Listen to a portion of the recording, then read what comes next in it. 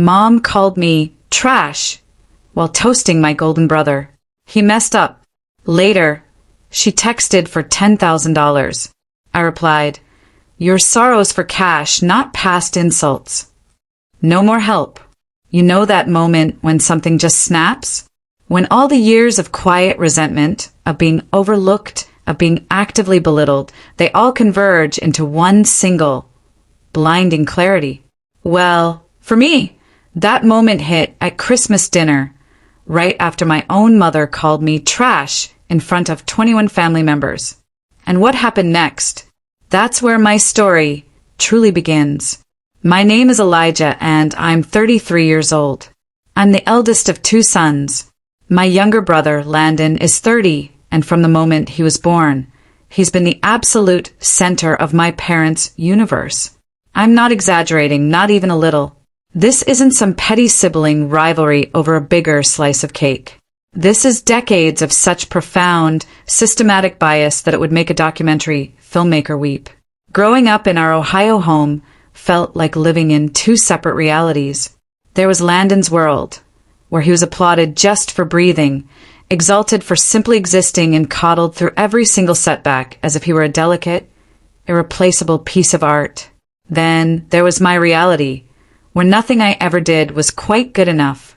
Every accomplishment I made was instantly diminished, and I was essentially treated like a family utility player, there to make Landon shine brighter. When I was 17, I worked my tail off at a grocery store, saving every penny for a secondhand car. It took me 20 grueling months of stocking shelves and dealing with entitled customers to save $3,500. My parents contributed exactly $0. Their reasoning? It builds character. So, what did they do when Landon turned 17? They marched him into a dealership and bought him a brand new Mustang. Cash. No questions asked. When I dared to point out the glaring unfairness, my mother uttered words that still echo in my mind today. She said Landon was unique. Landon needed more help. Landon was special. That word, special, tormented me throughout my childhood. Every single one of my accomplishments was expected. Every one of Landon's, no matter how small or forced, was a marvel, a cause for celebration. I graduated high school with a 3.8 GPA, working 24 hours a week to make ends meet. Landon, on the other hand, barely scraped by with a 2.3 after my parents paid for 3 private tutors. Guess who got the lavish graduation party for 60 guests, complete with catered food? Spoiler alert, it wasn't me. I navigated college on a patchwork of scholarships and work-study programs. I chose finance because I was good with numbers and craved the stability my family never provided. I graduated with honors in 5 years, despite working practically full-time. Landon? He dropped out after 4 semesters because college wasn't for him. My parents, naturally, paid off his entire $32,000 student loan debt. A fresh start, they called it. Meanwhile, I was drowning in my own student debt because I apparently was capable of handling things on my own. When I timidly asked my parents if they could help with even a portion of my loans, the way they had Landon's, my mother scoffed. She reiterated that I was completely capable, and Landon needed additional assistance because his life was becoming increasingly difficult. Difficult? For the child who had never worked a job, struggled academically without paid tutors, or worried about paying for textbooks. The double standard was so blatant it would be comical if it wasn't my actual, painful life. One Thanksgiving during my junior year, I came home stressed, balancing finals and my part-time job. I mentioned working extra shifts to pay rent, and my mother glared at me as if I'd uttered something monstrous. She told me to prioritize my family over my financial situation. This was the same woman who had just sent Landon a $2,500 check for a road trip with his friends. The same woman who had never once asked me how I was doing financially or if I needed anything at all. After college, I packed my bags and moved to Arizona for an entry-level analyst position at an investment firm. Nothing glamorous, Certainly not spectacular enough for my family, who thought I was wasting my talent by not staying close to home, like Landon. For years, I just grinded. 11-hour days, weekend work, constantly proving myself. No one ever handed me anything. So I climbed that ladder one rung at a time. Landon, meanwhile, bounced between retail jobs, restaurant gigs, and a brief 4-month stint as a personal trainer. My parents subsidized his rent every single month. They bought his food. They co-signed for his apartment when his credit was too poor. They even bought him a brand new car when the Mustang finally gave up the ghost after years of neglect. But then something started to shift. By the age of 31, I had advanced to senior portfolio manager. I was managing accounts worth millions. I was making more money than both my parents combined. The family dynamic started to change, subtly at first. My mother would make these tiny, passive-aggressive remarks whenever I visited. Things like, "Do you really need such a nice place?" Or, "Is your career really stable enough?"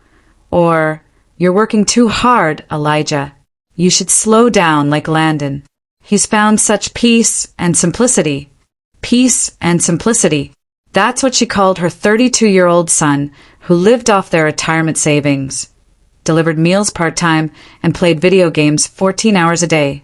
Landon never said anything outright, but I could feel the animosity pouring off him every time I came home. When I talked about work, he'd go silent. When I described my life in Arizona, I'd get eye rolls. The muttered comments about some people just being lucky while others have to work. Coming from someone who'd had everything handed to him his entire life, the sheer audacity was almost admirable. For years, I fought to keep the peace. I really did. When my parents expressed concerns about their expenses, I'd send money home. I bought Landon birthday gifts, which he never acknowledged. I flew home for every major holiday, even if it meant sacrificing vacation days I could have spent relaxing. I did everything a good son and good brother was supposed to do, and none of it mattered. Because in their eyes, I was always the difficult one who left, the cold one who prioritized career over family, the one who needed to be knocked down a few pegs. Which brings us to last Christmas, the holiday that changed everything. My company had just closed the largest acquisition in its history, and I had led the charge. My bonus alone was more than my father earned in 2 years. I wasn't going to gloat, that's not me, but I felt proud. For the first time in my life, I felt like I had truly made it. All those years of hard work, of sacrifice had paid off. I flew home for Christmas with a genuine sense of optimism. It sounds stupid, I know, but I thought maybe this year would be different. Maybe they'd finally see me. Maybe they'd finally acknowledge that their oldest son had built something real. My parents had invited the entire extended family. Aunts, uncles, cousins, grandparents, 21 people crammed into their tiny home for Christmas supper. The house was decorated like a holiday magazine spread, and my mother had been cooking for 3 days straight. From the outside, everything looked perfect. Landon, of course, was holding court in the living room, as he always did. He had a new girlfriend, Amelia, who seemed nice enough. A dental hygienist, she clearly had no idea what she was getting into with my family.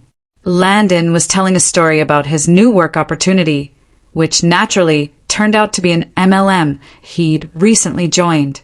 My parents nodded along as if he'd just announced he'd cured cancer. When I walked in, the reception was lukewarm at best. A couple of quick hugs, obligatory questions about my flight. Then everyone immediately turned back to Landon and Amelia and this incredible business opportunity that was definitely not a pyramid scheme. Within 10 minutes, I found myself standing alone by the appetizer table. Christmas dinner began around 6:30 p.m. My mother had truly outdone herself with the spread. Turkey, ham, all the sides, multiple desserts. We all squeezed around the long dining table, which barely fit in the room. I ended up sandwiched between my Aunt Serafina and my cousin's husband, whom I'd met only twice before. The seating felt deliberate.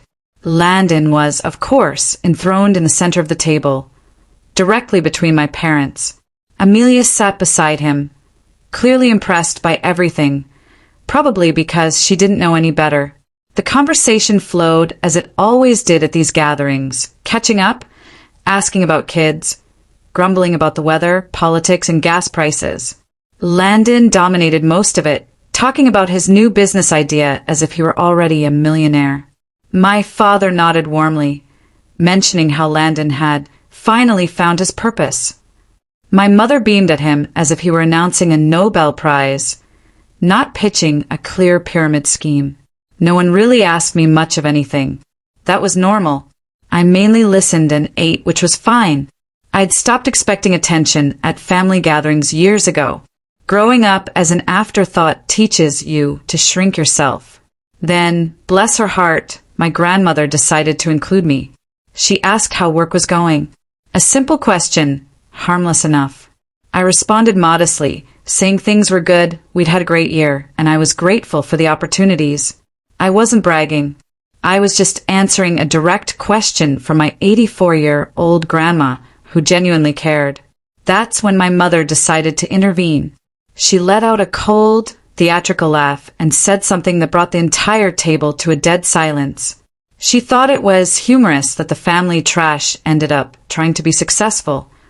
She then added, staring dead at me, that I must have deceived a lot of people to get where I am, because it certainly wasn't talent or hard work.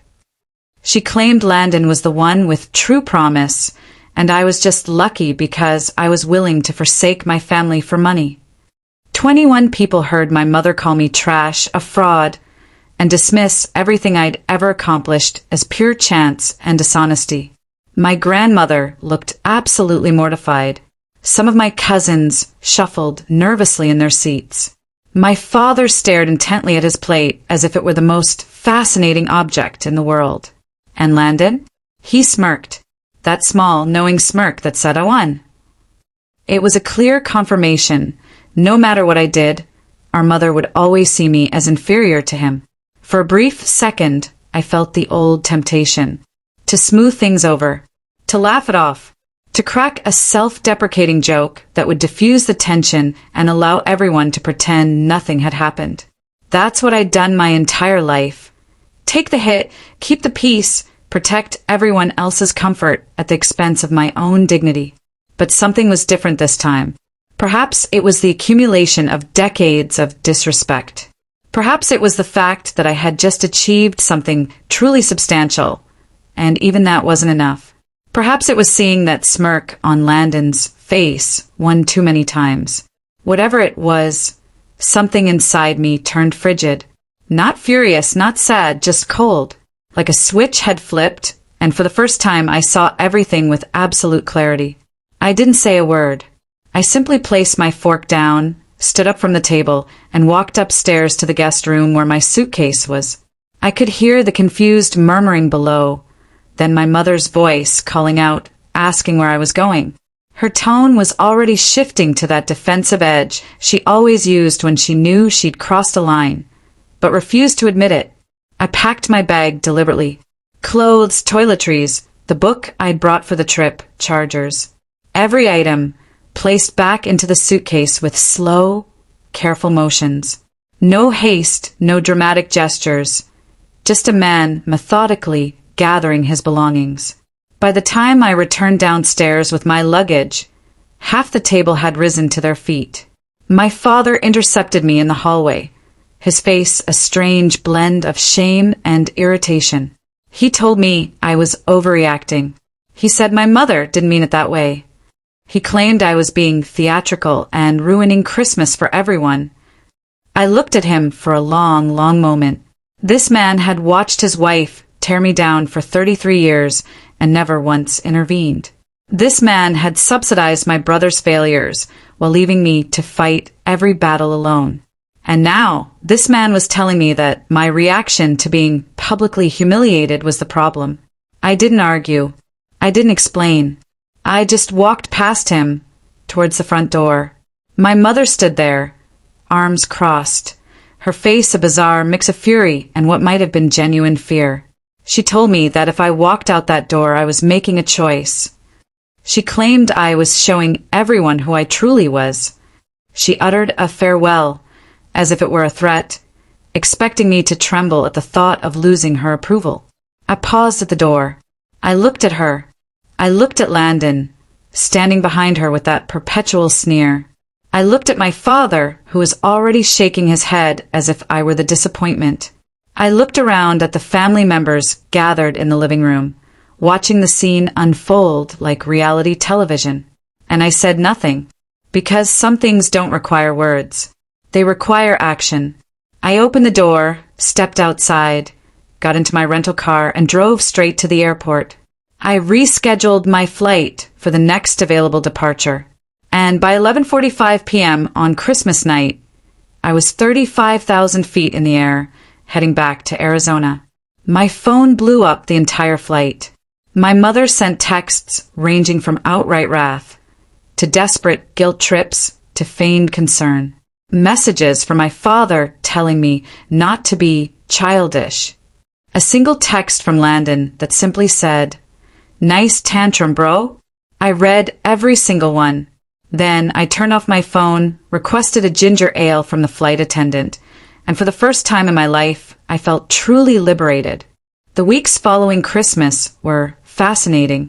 I returned to work, staying hyper-focused on my job. I hit the gym harder than I had in years. I reconnected with friends I'd neglected. I did everything people suggest you do when you're dealing with a difficult situation, but I never reached out to my family. My mother's communications evolved over those first few weeks. The initial rage gave way to guilt trips. The guilt trips transitioned into passive-aggressive remarks about how she hoped I was happy wrecking the family.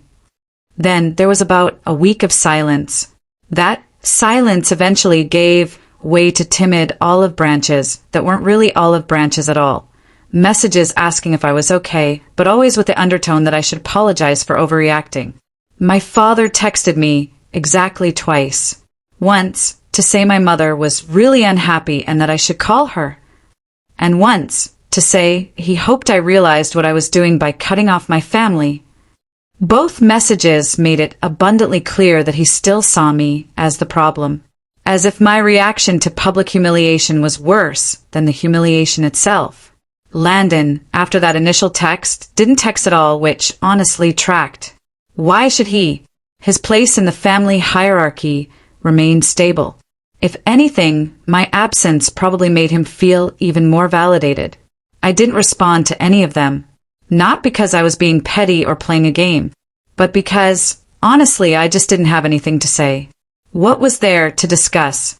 My mother called me trash in front of 21 people, expecting me to laugh it off. My father told me I was overreacting.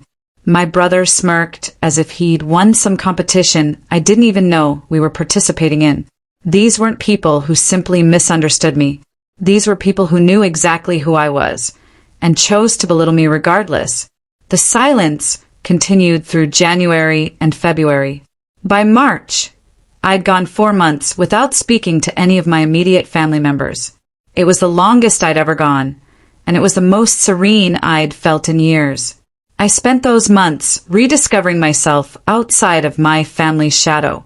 Turns out, I liked myself a lot more when I wasn't constantly being compared to Landon, or made to feel like an alien in my own home. I rekindled activities I'd abandoned years ago. I started reading for pleasure again.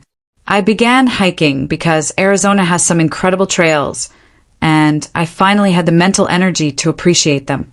I even started cooking more, something I'd always wanted to do but never had the time for when all my focus was consumed by work and navigating family drama. The tranquility was transformative. I slept better. I laughed harder.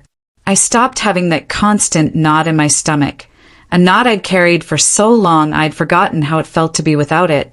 I realized how much time I had spent in pure survival mode, always bracing myself for the next critique, the next comparison, the next reminder that no matter what I did, I would never measure up. Around February, my extended family started reaching out. My grandma called to check on me, and I responded because she had never been part of the problem. She told me she was proud of me. She understood why I left, and she had confronted my mother after I walked out. Apparently, half the family thought my mother had crossed a line. The other half said I should just get over it. Ah, family dynamics. My Aunt Serafina, who I'd sat next to at dinner, sent me a lengthy email, apologizing for not saying anything in the moment. She claimed she'd frozen in horror after what my mother said. She stated she'd always noticed how differently I was treated and regretted not speaking up. It meant something to hear that, knowing at least some people had noticed. But the people who really needed to reach out, my mother, father, and Landon, remained silent. Not the quiet of meditation or regret. The quiet of waiting for me to blink first. Waiting for me to cave and crawl back as I always had. Work continued to go well. Exceptionally well, actually. Without the emotional drain of dealing with my family's turmoil. I had more energy, more focus, more clarity, and more motivation. In April, I was promoted again to vice president of our regional division. I was 33 years old, leading a team of 45 people and managing portfolios worth hundreds of millions of dollars. I bought a house in May. Nothing insane, but a beautiful 4-bedroom with a pool in a nice neighborhood with a real sense of community.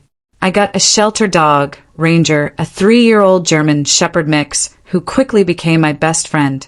I started dating someone I'd met through a mutual friend. Victoria was an architect with absolutely no patience for family drama, having cut off her own toxic parents years before. We understood each other in ways that felt uncanny. Life, for lack of a better term, was good. Truly good. Not the performative good I used to offer to uninterested family members. Genuinely, authentically good. And then June happened.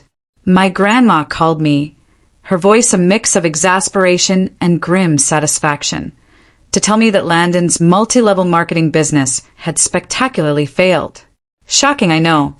The business venture turned out to be exactly what it looked like, a predatory scheme, which collapsed when federal regulators intervened.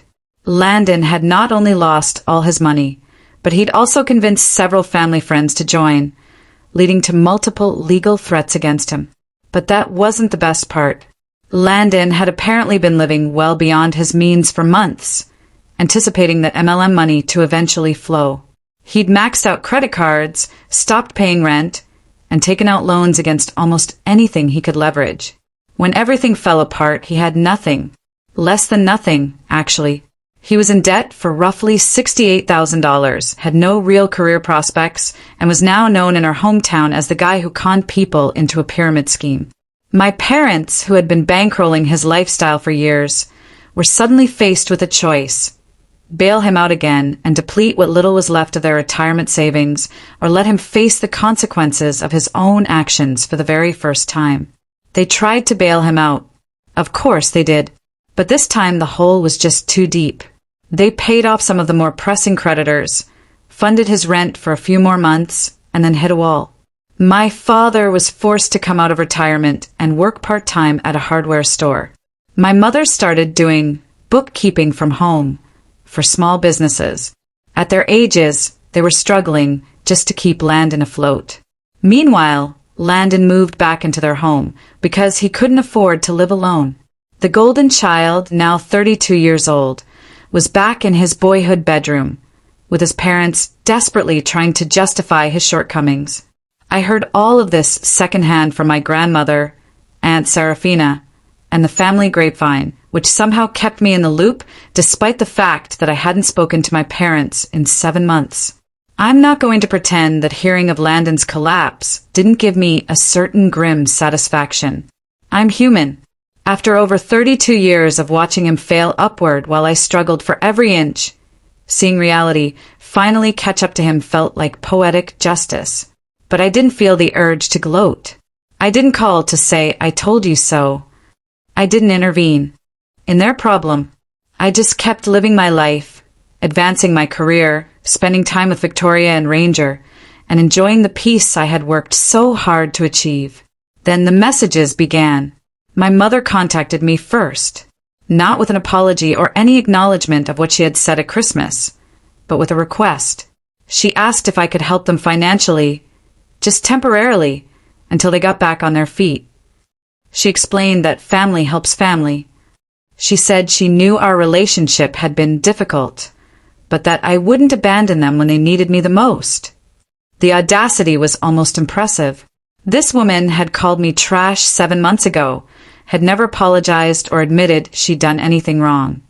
And now she was asking for money because her golden child's failures had finally caught up to everyone. I did not respond. A week later, my father contacted me with essentially the same request, but in slightly different language. He spoke about how difficult things had been, how they had never expected to be in this situation, and how a family was supposed to stick together through thick and thin. He mentioned my success several times, emphasizing their pride in what I had accomplished. It's funny how that pride only ever came out when they needed something from me. I did not respond to that either. Then Landon reached out. That one actually surprised me. His message was shorter than our parents' attempts, less pleading and more entitled. He said he understood our differences, but I was still his brother. He said he was going through a difficult time and could use some help. He promised to pay me back once he got back on his feet. He even made a comment about how I had always been the smart one and that he was just trying to learn from my success. I read the message 3 times, looking for any sign of genuine remorse, an acknowledgement of the years of mistreatment, or an indication that he understood why I had walked away.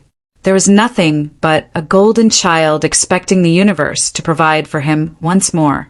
This time, through his brother, whom he had looked down on for 32 years. I did not respond to that one either. By August, my family was growing increasingly frustrated with my radio silence. I know this because my grandmother told me, and the messages progressed from requests to demands to outright guilt trips.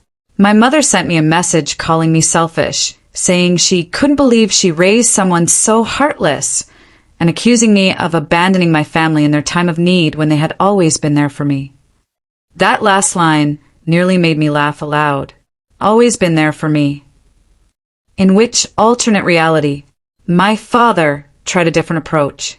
He sent me a long message about how disappointed he was with the man I had become, how success had changed me, and how he remembered me as a little boy who valued family above all else.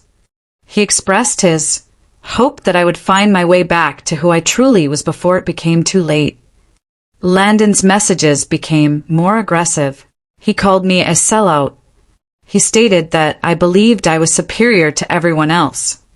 He claimed I had always been envious of him, and that this was my way of finally exacting revenge. The projection was almost too perfect. I remained silent through it all. Not because I was playing a game or trying to manipulate anyone, but because I had truly moved on. Their disarray was not my responsibility. Their financial problems were not my concern. Their emotional needs were not mine to manage. Then my mother showed up at my house. I'm not sure how she got my address. Probably from one of my extended family members whom I had trusted to respect my boundaries. I returned home from work on a Tuesday evening to find her sitting on my front porch, looking older and more tired than I remembered. Ranger was going crazy inside, so I took a moment to collect myself before approaching. It was the first time I'd seen her in person since Christmas. After nearly 9 months of silence, she just showed up unannounced on my doorstep. She stood up when she saw me approaching. There were tears in her eyes. She started talking before I even reached the porch. Words tumbled out about how sorry she was, how she didn't mean what she said over Christmas, how she was simply stressed and took it out on me, how she had always loved me, even if she didn't express it properly. I just let her talk. I stood on my own walkway, keys still in hand, and let her get it all out. Apologies, excuses, justifications, tears, please. She discussed how difficult things had been since I left, how my absence had left a hole in the family. She lay awake at night, wondering where she had gone wrong, how she had no idea how much her words could hurt, until she saw me walk out that door on Christmas. It was an exceptional performance. If I hadn't witnessed her behavior for 33 years, I might have believed it. But I knew my mother. I knew how she worked. And I knew she usually cried before making a request. When she finally stopped, I asked her a single question. I asked her why she was actually here. The tears stopped almost instantly. Her expression shifted, and there it was. The actual reason. They needed money. Landon's situation had worsened. There were legal issues now, including potential lawsuits from people he had recruited into the MLM. They were on the verge of financial ruin, and they needed my help to avoid it. I nodded slowly. I told her that I understood. I thanked her for coming all this way. Then I told her no. Not angry, not vindictive, but simply honest. I refused to bail Landon out, or to fund a lifestyle they couldn't afford. I told them that if they needed financial advice, I could recommend some professionals who could help them restructure their debts. But I wasn't going to write a check to solve their problems. She tried arguing, pleading, guilting. She brought up everything she could think of. How she carried me for 9 months. How she made sacrifices for me when I was younger. Family was supposed to mean something. I asked her what family meant when she referred to me as trash in front of everyone. What family meant when she spent 32 years favoring Landon while I had to earn everything myself. What family meant when she never acknowledged my accomplishments unless she needed something from me. She had no answers, just more tears, deflection, and attempts to make me feel guilty for setting boundaries. I told her she could stay at a hotel in town if she needed to rest before traveling back. I even offered to pay for one night as a courtesy, but I made it clear that she was not staying at my house, and no amount of showing up unexpectedly would change my mind. She left without accepting the hotel offer. I felt nothing as I watched her rental car drive away down my street. No guilt, no sadness, no second-guessing. Just a calm certainty that I had made the right decision. The months following my mother's visit were interesting. The family division became permanent. Those who supported my decision maintained contact with me. Those who thought I was cruel eventually stopped reaching out.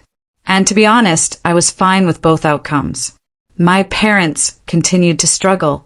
They sold their house and moved into a smaller apartment. My father's part-time job became full-time. My mother's bookkeeping work expanded. For the first time in their lives, they had to deal with actual financial consequences. Landon bounced around for a while, couch surfing, with friends and working short-term jobs. Amelia dumped him around July, when it became clear that his business opportunity was a financial disaster. Last I heard, he was working in a warehouse, possibly for the first time in his life. Did I feel sorry for them? In some abstract way, they were still my biological family. I didn't want them to suffer, but I also wasn't willing to sacrifice my own well-being to save them from the consequences of their own actions. Victoria and I became engaged in November. Ranger was the ring bearer at our engagement party, which was just as cute as it sounds. We bought a larger house together. I started talking about kids and built a life that felt genuinely fulfilling in ways I had never experienced growing up. The engagement party was perfect. Just 36 people who genuinely cared about us. Friends from work, Victoria's family who treated me like a son, and a few of my cousins who had reached out after Christmas. No drama, no hidden agendas, no one trying to diminish anyone else. Just a genuine celebration of two people who had found each other. Victoria's parents flew in from Oregon for the event. Her father approached me at one point and expressed his happiness that his daughter had found someone who understood the value of boundaries. He was aware of my situation because Victoria had told them, and instead of judging me for cutting off family, they respected me for it. It was the first time I had ever felt so completely supported by my in-laws. The contrast with my own family was striking. We spent the winter planning our future. Not just the wedding, but everything. We discussed where we wanted to live long-term, how many children we wanted, and the type of life we wanted to build. These conversations felt so natural with Victoria, because neither of us carried the burden of trying to please people who would never be satisfied. We were creating something new and unique, free of generational dysfunction. In February of the following year, my grandmother died peacefully in her sleep. At 84 years old, I flew back to Ohio for the funeral. It was the first time I had seen my parents or Landon in over a year. The funeral was awkward, as one would expect. My mother tried to hug me as if nothing had happened. I accepted the hug briefly before taking a step back. My father nodded at me from across the room. Landon avoided all eye contact. We were strangers who happened to share DNA, and everyone in the funeral home sensed it. My mother pulled me aside after the service. She looked genuinely older, more tired and defeated. She explained that she had been thinking a lot about everything. She said she understood why I was pulling away. She stated that she wished things had been different. It wasn't quite an apology, but it was closer than anything I'd received before. I told her I appreciated it. I told her I hoped they were doing well. I told her that I did not hate her, my father, or Landon. I simply couldn't be a part of a family that didn't respect me. She cried. This time there were real tears, not the manipulative kind from her trip to Arizona.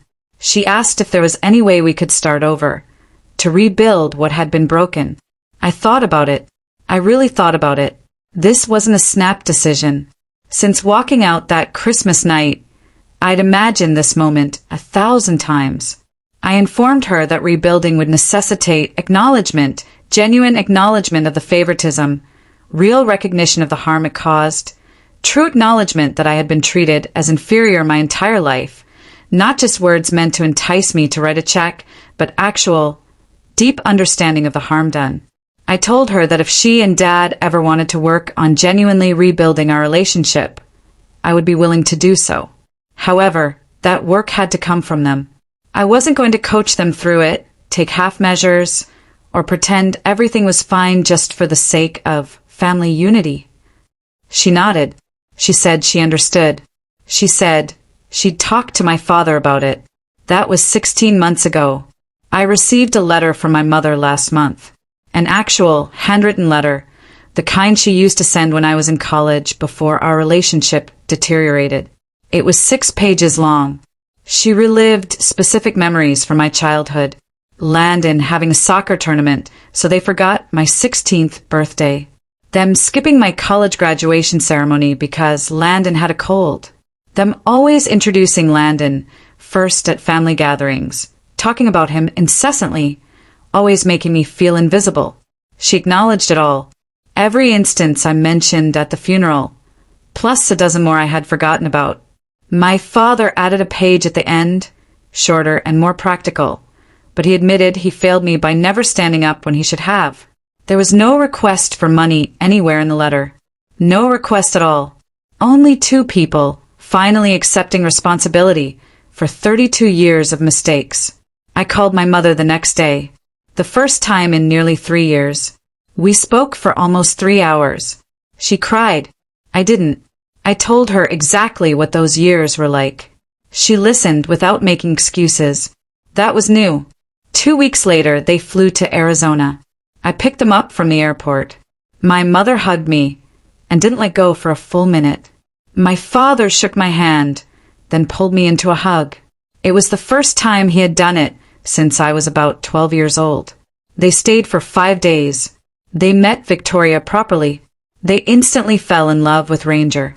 My father spent an entire afternoon throwing a tennis ball in the backyard while Ranger ran himself ragged. My mother assisted Victoria in selecting paint colors for the nursery. Normal family stuff. The kind I never imagined I'd have with them. On their final night, we sat on the back patio after dinner. My father cleared his throat and said, "I have something to tell you." He stated that they had officially cut off Landon completely. No more money. No more bailouts. No more paying his rent or covering up his mistakes. He claimed they should have done it 20 years ago, but they were too scared and he couldn't handle it. He explained that seeing me walk away that Christmas made them realize they had been protecting the wrong son. My mother added that Landon had not taken it well. He called them every name in the book, accused them of choosing me over him, and threatened never to speak with them again. They allowed him to. They told him that if he wanted to return to their lives, he had to do so on his own terms, as an adult, without expecting anything in return. Last I heard, Landon was still working at the warehouse, living with a friend in a cramped apartment, bitter and blaming everyone but himself. Amelia had dumped him 9 months ago after the money ran out. He tried to contact me once, about 4 months ago. He asked me for a $6,000 loan to start a new business. I did not respond. Victoria and I were married in April, a small ceremony for 55 people. My parents were present, sitting in the front row.